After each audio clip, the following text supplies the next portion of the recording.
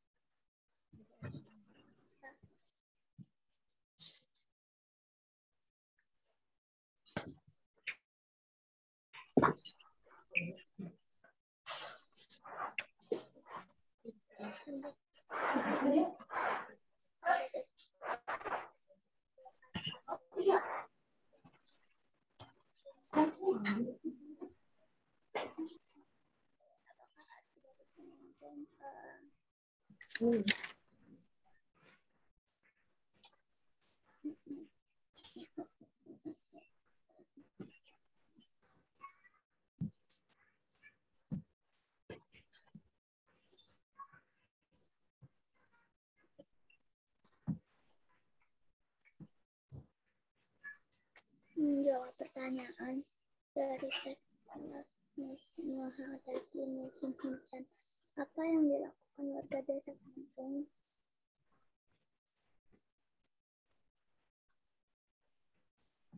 Kampung merupakan jawab. Hah?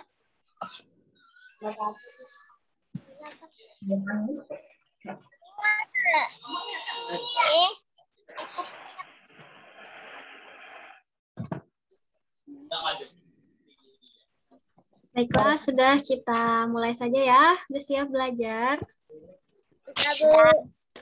Oke, buka ya. Assalamualaikum warahmatullahi wabarakatuh. Waalaikumsalam warahmatullahi wabarakatuh. Selamat pagi semuanya. Bagaimana kabarnya pada hari ini? Ya, hari Senin depan kita ulangan ya, 1 minggu. Jadwalnya sudah Ibu bagikan, kisi-kisinya sudah Ibu bagikan ya. Nah, hari ini kita bahas latihan soal-soal untuk tema 1. Nah, sebelum memulai pembelajaran, kita berdoa masing-masing dulu ya. Berdoa menurut kepercayaan agama kita masing-masing. Berdoa dimulai.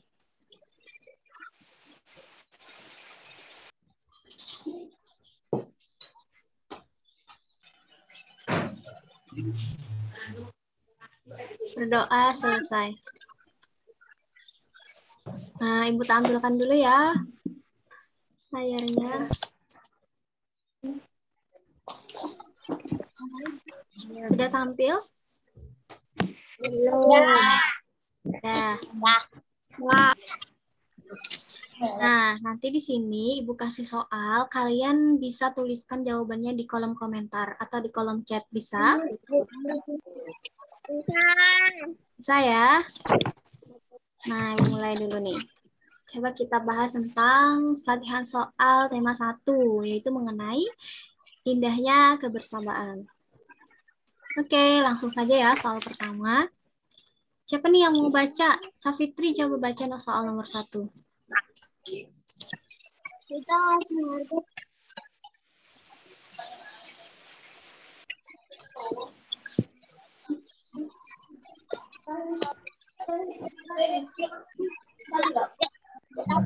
persatuan dan kesatuan. Jawabannya?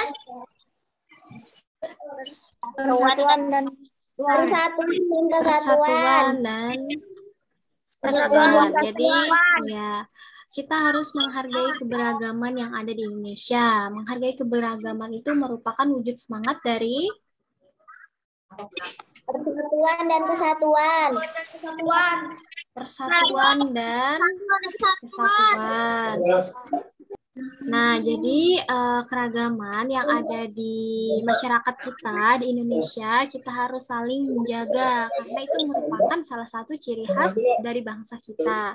Nah, Indonesia juga mempunyai semboyan Bhinneka Tunggal Ika yang artinya, ayo apa? Berbeda tetapi persatuan. Iya, artinya berbeda-beda tetapi tetap satu tujuan. Nah, jadi dengan mengingat semua yang tersebut, maka kita bisa dapat memperkokoh persatuan dan kesatuan bangsa kita. Oke, lanjut ya, nomor 2.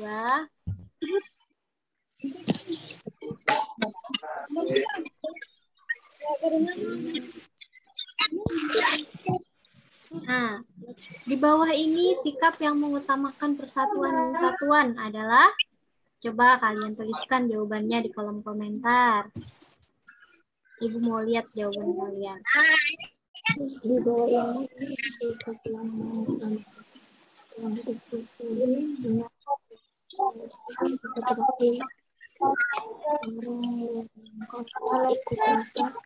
Yo, tuliskan jawabannya di kolom komentar. hidup rukun dan tetangga dengan tetangga, Bu. Rukun dengan tetangga. Ya, Ibu, ini sikap yang mengutamakan persatuan dan kesatuan, yaitu hidup rukun dengan tetangga, menolong tetangga supaya dipuji, atau bekerja bakti jarang berangkat, atau ikut rapat kalau ada imbalan. Yang paling tepat adalah yang A, yaitu hidup rukun dengan tetangga. Nah, jadi apa saja sih manfaat hidup rukun dengan tetangga? Ya, salah satunya yaitu adalah adanya rasa saling tolong-menolong, kemudian kita juga dapat membangun kerukunan dengan tetangga, sehingga ketika keluarga kita tidak segan untuk membantu tetangga kita yang sedang bermasalah, kemudian juga sebaliknya, apabila tetangga kita sedang kesusahan, kita juga berkewajiban untuk membantu tetangga kita. Oke. Kemudian lanjut ya, nomor ketiga.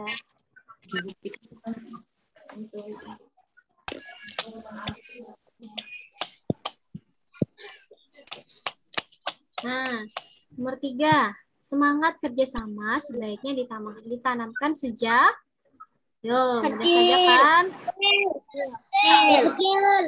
Ditanamkan sejak kecil.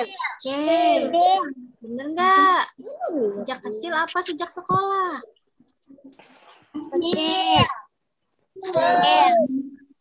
Ya, jadi semangat kerjasama sebaiknya itu ditanamkan sejak kecil. Jadi kerjasama ini adalah kegiatan menolong satu sama lain dengan sesama manusia agar kita dapat bisa bekerja sama di lingkungan kita, misalkan menjaga lingkungan yang bersih, kemudian hidup yang sehat, kemudian hidup yang damai. Jadi kita saling bekerja sama sebaiknya itu ditanamkan semenjak kecil. Oke. Apa nih yang jawab? Irja Rio, Maulidia Putri, Ahmad Aulia Abror, iya. Syarifatul Zahra, Safitri, Mutiara Azhara. Oke. Kita lanjut ya yang nomor 4.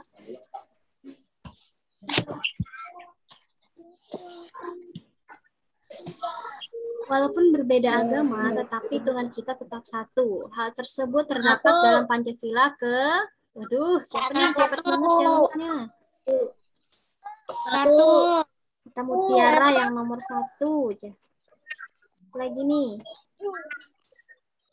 Zahra nomor 1. Irja Rio, Adrian. Iya, jadi jawabannya yang nomor 1. Jadi sila pertama itu sila pertama yaitu membahas tentang ketuhanan. Yang kedua membahas tentang apa? Tentang kemanusiaan. Iya, yang ketiga yaitu mengenai persatuan dan persatuan. Yang keempat, sila keempat yaitu mengenai apa yo? Ya, kedaulatan rakyat, demokrasi, musyawarah mufakat, dan yang terakhir sila kelima yaitu mengenai tentang keadilan, yaitu bersikap adil kepada semua orang. Ya, kita lanjut ya, yang nomor ke-5. Bentuk pengamalan sila Pancasila dalam kehidupan keluarga. Ayo, apa nih? Melaksanakan tugas sekolah, B. Mengikuti kegiatan sekolah, yang C. Membantu orang tua. sekolah, yang D. Mengikuti lomba 17 Agustus. Yo. Membantu pekerjaan orang tua. Ya, kita lihat jawabannya. Betul atau tidak? Ya, nomor 5 jawabannya yaitu yang C, membantu pekerjaan orang tua. Kalau yang A itu melaksanakan tugas sekolah, berarti dalam kehidupan sekolah. Kalau mengikuti kegiatan sekolah? Sekolah juga. Kalau mengikuti lomba 17 Agustus? 17 Agustus. Bisa di sekolah, bisa di lingkungan masyarakat. Iya. Contohnya pengamalan Pancasila dalam kehidupan keluarga selain membantu pekerjaan orang tua ada apa aja, yuk? Membersihkan kelas. Ayo, apa aja? Salah satunya itu giat belajar agar membanggakan keluarga kita, kemudian berperilaku hormat pada anggota keluarga yang lebih tua, kemudian ikut membantu kegiatan dalam keluarga kita, kemudian selalu menjaga kerukunan antar anggota keluarga. Nah, itu merupakan salah satu bentuk pengamalan Pancasila dalam kehidupan keluarga. Oke, lanjut yang nomor 6. Nah, ini masuk soal bahasa Indonesia ya. Gagasan pokok sebuah paragraf biasanya dapat ditemui pada, yuk tuliskan jawabannya.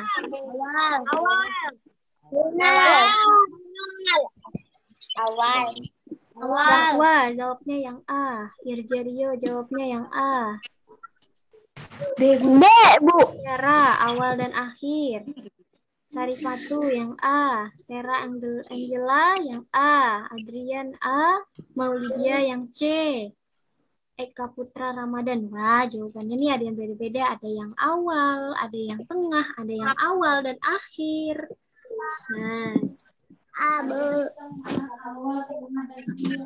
Nah, ayo nih, yang awal apa? Yang tengah atau awal dan akhir? Atau akhir saja? Awal. Coba kita. Awal. Nah, biasanya ide pokok paragraf atau gagasan utama sebuah paragraf biasanya terletak pada awal kalimat. Namun ada juga yang biasanya ditemukan di bagian akhir, yaitu yang namanya paragraf deduktif atau di bagian akhir yang disebut dengan paragraf induktif. Oke, kita lanjut ya. Nomor 7.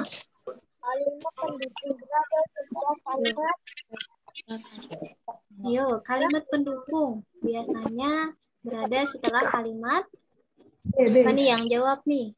Belum ada yang jawab.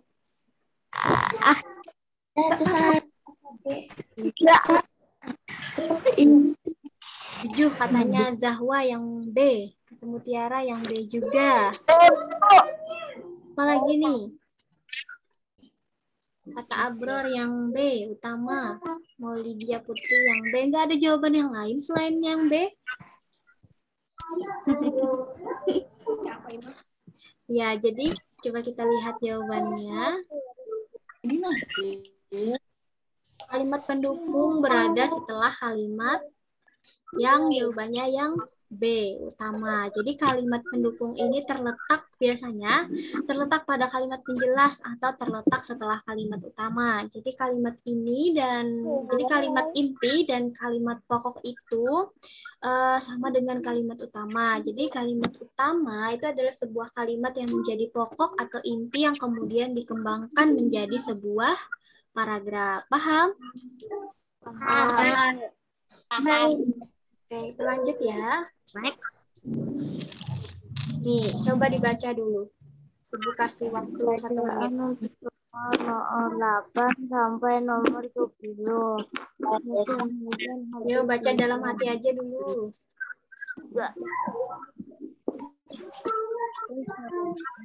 Kalau sudah selesai, tuliskan jawabannya di kolom chat ya. Kita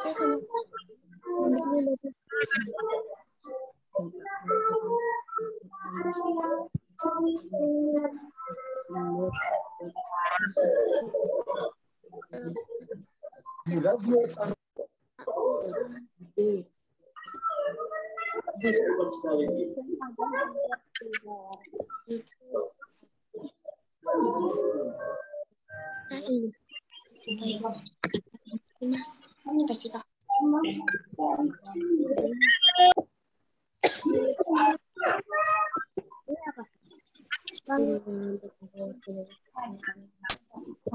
Ya, udah selesai belum? Belum ada yang mengirimkan jawaban. Kata Mutiara dan Aulia Abror yang D. Zahira yang D. Vera Angela yang D. B. Azkar yang D. Oke, coba kita lihat jawabannya.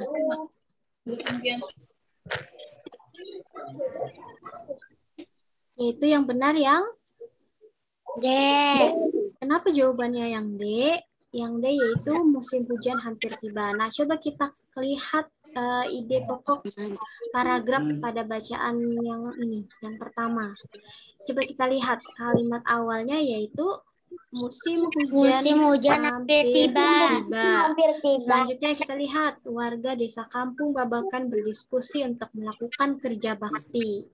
Mereka berencana membersihkan selokan. Mereka sepakat ketika selokan bersih, warga tidak akan kebanjiran. Nah, jadi karena yang ide pokoknya terletak pada kalimat yang pertama dan kalimat selanjutnya atau kalimat pendukung ini sudah menggambarkan kalimat yang pertama. Jadi ide pokoknya yaitu musim hujan hampir tiba. Kemudian selanjutnya nomor 9 masih untuk soal yang sama.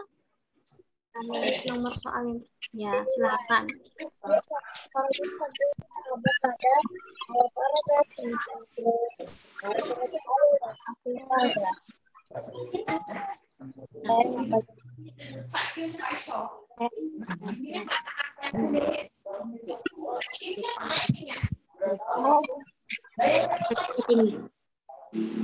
Sudah? Habis. Tapi awalnya tadi masih ada tadi awal.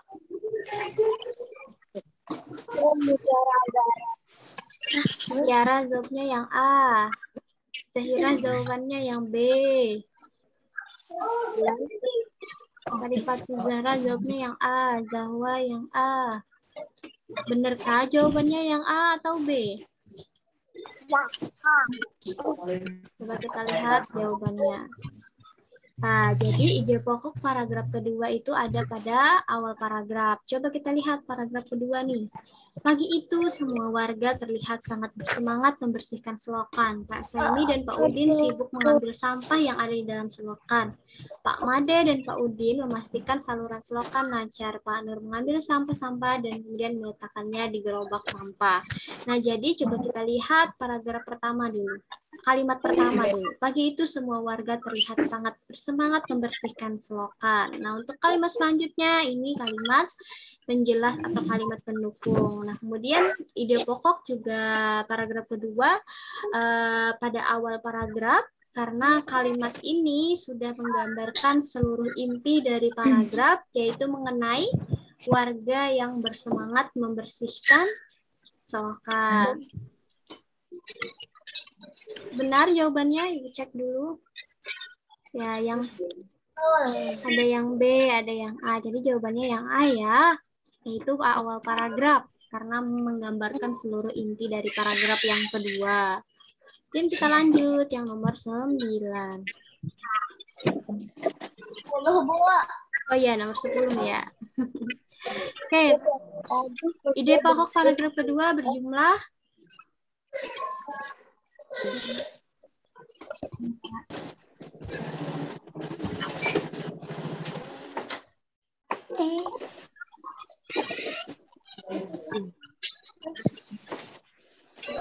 Yo, jumlah berapa?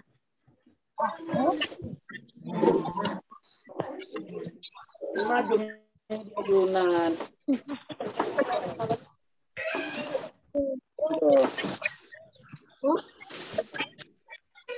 Ya, ada yang Mutiara, Zahwa, dan Arsa. Jawabannya A. Sofyan Nur.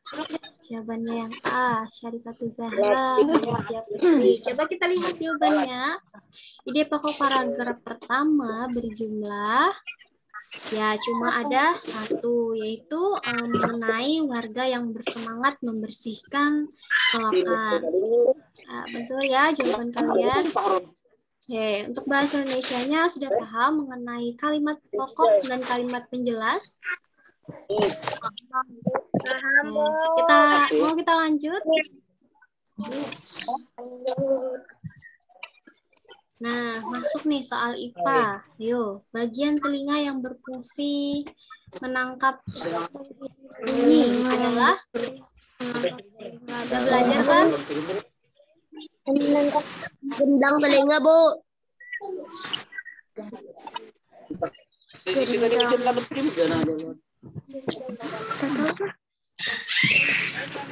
Belas. Ada yang Syarifatul Zahra jawabnya yang D. Ayo, adakah jawaban yang lain? Ini ya.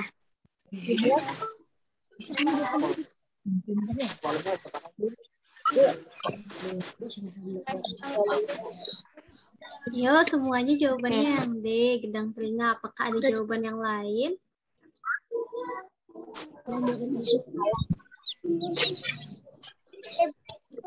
Coba kita cek jawabannya ya. Tuh, ada juga jawabannya yang C, Arsa, daun telinga. Jawabannya yang C, yaitu daun telinga. Daun telinga ini fungsinya untuk menangkap suara dari luar. Kalau gendang telinga itu fungsinya sangat sensitif terhadap gelombang suara yang membuat gendang telinga kita itu bergetar. Kalau koklear, ayo siapa yang masih ingat fungsinya untuk apa? Ya, koklear, rumah siput. Fungsinya untuk apa? Ya, koklea itu berfungsi sebagai alat keseimbangan tubuh. Kemudian kalau saluran Eustachius, Menalurkan. saluran Eustachius ini berfungsi menyeimbangkan tekanan udara antara telinga luar dan telinga dalam. Nah, daun telinga fungsinya untuk menangkap suara dari luar. Oke, jawaban kalian banyak yang D ya tadi, tapi yang benar jawabannya yang C. Oke, lanjut yang nomor 12.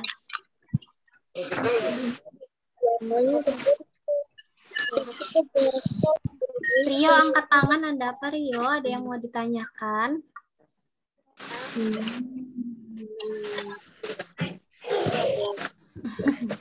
Oke, lanjut yang nomor ke-12. Gema biasanya terjadi ketika jarak antara sumber bunyi dengan benda penghalangnya berada pada jarak. Yo, apa itu gema?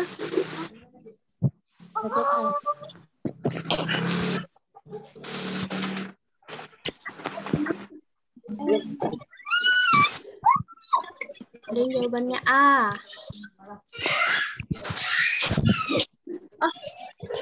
A. Coba kita lihat jawabannya ya. Nah, gema itu adalah sebuah bunyi pantul yang terdengar setelah bunyi asli. Nah, biasanya gema ini terjadi berada pada jarak yang cukup jauh, sekitar 20 meter dari sumber bunyi. Nah, jadi contohnya itu adalah bunyi pantul yang dihasilkan oleh dinding antar bangunan dan dasar suatu ruangan. Jadi, jaraknya itu cukup jauh ya. Kalau 1 meter itu masih cukup dekat. Oke, kita lanjut. Yang ke-13, benda yang tidak dapat menjadi media perambat bunyi adalah benda cair, benda lunak, benda padat, benda gas.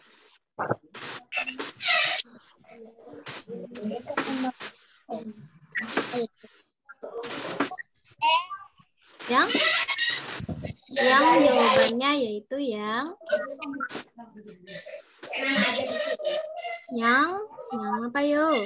yang lunak. Jadi bunyi dapat merambat itu melalui suatu media. Media perambatan bunyi ini seperti ada benda cair, benda padat, benda gas.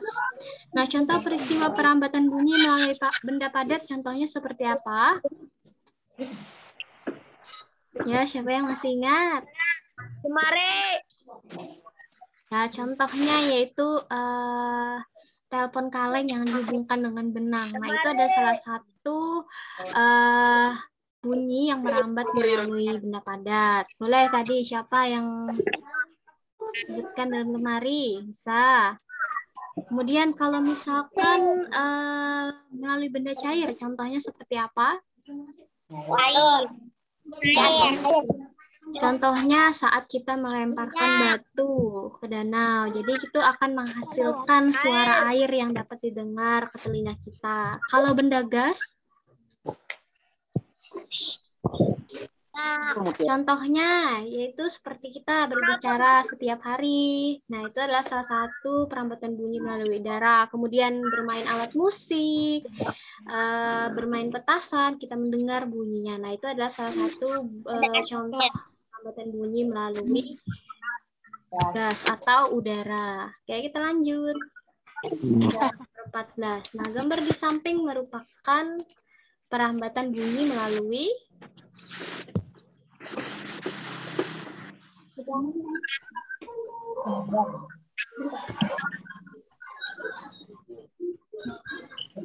Yo, gambar apa ini?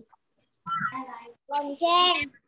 Gambar lonceng. Nah, satu gambarnya itu merupakan melalui udara ya. Contohnya sudah Ibu jelaskan tadi ya. Bisa lah. Nah, salah satu bentuk gas yang ada di udara yaitu di sekitar kita. Kemudian kita dapat mendengar bunyi dari sumber suara seperti membunyikan lonceng, membunyikan alat musik atau mendengar suara orang lain. Nah, jadi itu salah satu merupakan perambatan bunyi melalui udara atau gas. Lanjut yang nomor 15. Bunyi pantul yang terdengar bersamaan dengan bunyi asli disebut Gema.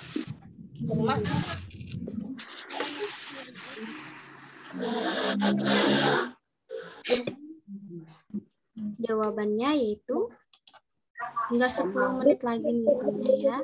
Jawabannya yang gaung. Jadi gaung itu adalah bunyi pantul yang terdengar hampir bersamaan dengan bunyi asli sehingga bunyinya itu terpantul diulang-ulang. Misalkan contohnya ketika kita berada di dalam bioskop. Nah, untuk menghindari bunyi pantul yang berulang ini biasanya gedung bioskop atau gedung konser itu dilapisi sama bahan-bahan yang lunak seperti karpet, busa karet atau gabus. Nah, jadi bunyi pantul yang terdengar bersamaan disebut dengan gaung. Karena waktunya tinggal 9 menit lagi, Ibu percepat ya. Ada 25 soal, nomor 16 sekarang. Permainan balogo merupakan permainan tradisi berasal dari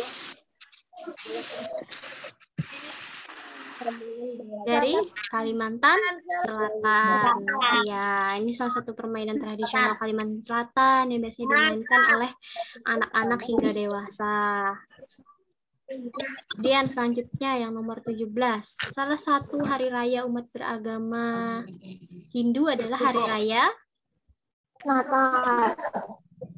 umat Hindu. Nyepi.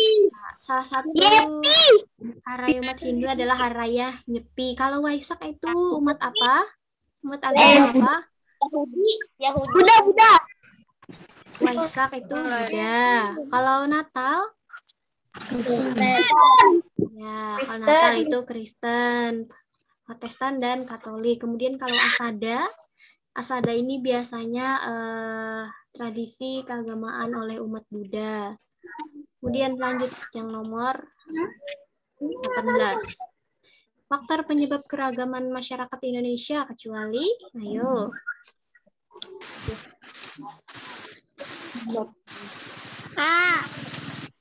Yakin yang A. Yakin yang A. Coba kita lihat jawabannya. Ada yang jawab E, ada yang jawab B, ada yang jawab A. Jawabannya yang C, yaitu keberagaman agama. Kecuali ya. Nah, jadi faktor penyebab keberagaman masyarakat Indonesia itu yang pertama ada keadaan geografis. Seperti misalkan Indonesia berada di benua Asia dan benua Australia yang mengakibatkan Indonesia itu menjadi jalur perdagangan. Kemudian kondisi alam dan iklim yang berbeda. Bahkan jumlah suku yang ada di Indonesia itu sangat banyak, tersebar di seluruh wilayah. Jadi ini mempengaruhi kondisi perbedaan geografis dan keadaan alam. Oke, lanjut ya, yang ke-19. Yang bukan merupakan keragaman suku bangsa Indonesia adalah Ya, Mas error,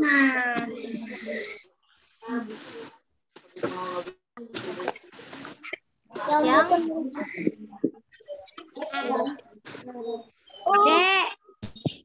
kita lihat jawabannya. Yang 19. Yang A. Jadi adat istiadat, kesenian, kemudian bahasa itu adalah salah satu bentuk fisik yang dimiliki oleh suku-suku bangsa yang ada di Indonesia itu yang sangat berbeda-beda. Namun selain perbedaan suku-suku itu juga ada persamaan lain, yaitu persamaan sosial yang berdasarkan dengan kekeluargaan. Kemudian kita lanjut yang ke-20. Agama di Indonesia diakui secara resmi oleh negara ada, ayo ada berapa? 4. Ada 4. Terus ada jawaban yang lain? 5. Ada yang jawab 5. Coba Ibu lihat 20. Ada yang jawabannya B. Mutiara. Coba kita lihat jawabannya. Jawabannya ada 6. Yaitu yang pertama coba ada Islam, ada Katolik, ada Kristen Protestan, ada Hindu, ada Buddha, yang ditambah satu ada Konghucu namanya. Nah, jadi agama yang ada di Indonesia yang diakui itu ada 6 ya. Bisa diingat? Bisa. Oke, lanjut. Nomor 21. Gerakan tari bengong jumpa dilakukan dengan posisi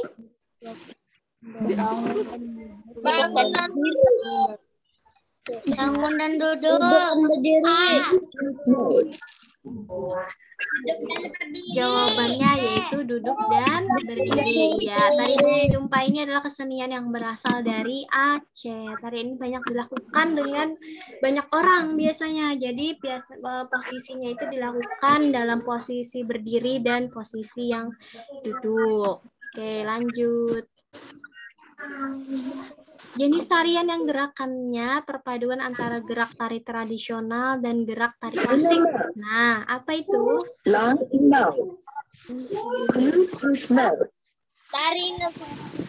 Tari kreasi, tari adat, tari klasik, dan tari inovasi. Tari inovasi.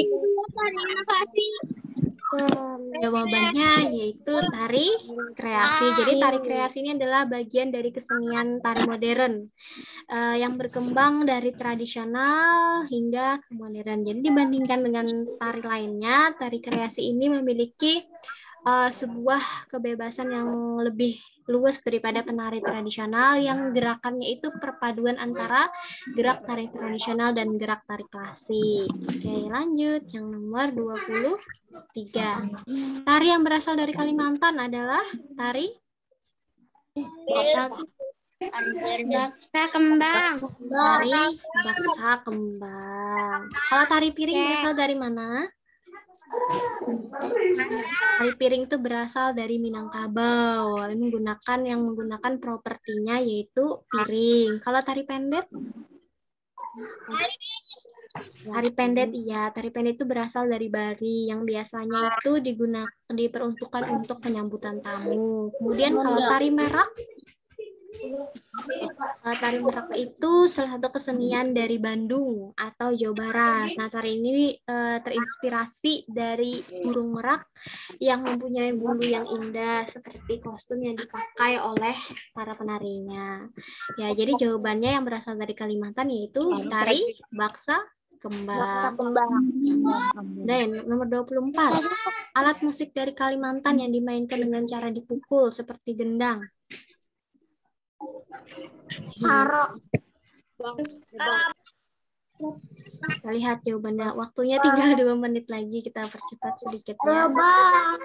Jawabannya yaitu kalampat. Nah, Ibu nggak ada gambarnya sih seperti apa. Cuma kalau kalampat itu adalah salah satu musik tradisional yang berada di daerah pegunungan Meratus di Kalimantan Selatan. Alat musik yang kalampat ini itu seperti gendang. Nah, jadi hanya dipukul satu bagian saja. Jadi bentuknya ini mirip seperti rebana. Kalian tahu rebana? Nah, itu bentuknya bundar, dipukul seperti gendang. Oke, yang terakhir. Nah, lagu Ampar-Ampar Pisang berasal dari daerah Kalimantan. Ya, sudah tahu semuanya ya kalau lagu Ampar-Ampar Pisang merupakan lagu daerah Kalimantan Selatan yang biasanya dinyanyikan warga Kalimantan Selatan untuk membuat makan yang berbahan dasar pisang. Oke, sudah sampai situ selesai untuk latihan soal tema 1. Nanti soal sama materinya akan dibagikan ya di Google Classroom. Semangat kalian mengikuti ulangannya untuk hari Senin. Nanti besok kita Zoom lagi ya latihan soal tema 2. Oke, udah paham untuk bahasan tema 1? Ya, nanti akan kita bagikan. Kalau sudah paham semuanya, baiklah Ibu akhiri pembelajaran kita pada hari ini. Wassalamualaikum warahmatullahi wabarakatuh. Selamat pagi. Waalaikumsalam warahmatullahi wabarakatuh. Terima kasih. Ya, sama-sama. Dadah. Jangan lupa belajar ya. Ya,